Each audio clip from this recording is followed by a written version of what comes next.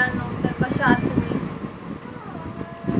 आता आम्ही बसलोय चाय प्यायची आम्हाला, पण आता दुपारचे वाजले 3.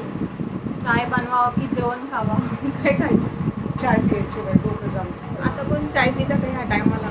नाही गं बाई, माझा उपवास आहे, मला चाय ते बनवते ना, काल जे मी बनवलं होतं साबुदाणाचं. आपण जरा डोकं दुखते ना, चाय दिलं तर थोडं माझं बरं वाटतं.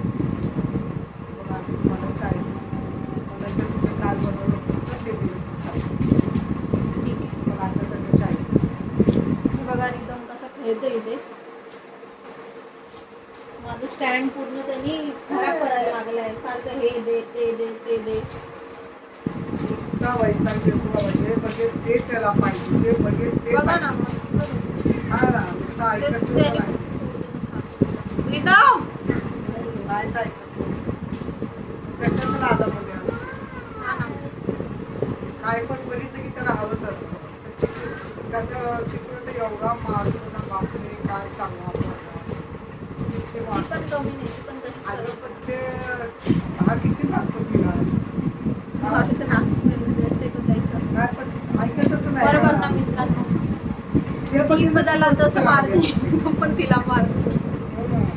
बिचारी नाही त्याला मारत. मारते थोडीफार हे बघ मारते. तोडून टाकलं तुझे. लागतं तिला. नुसतं नाचणं.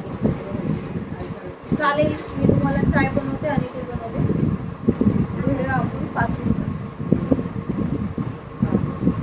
हॅलो मित्रांनो, हे बघा चाय ठेवली आहे, तवाही गरम करायला ठेवलाय. आणि आता आईसाठी मी बनवते भगरचे धिरडे. उपवासामुळे, उपवास आहे ना त्यांचा 9 दिवसाचा, तर ते जास्त काही खात नाही, थोडंफार बनवते.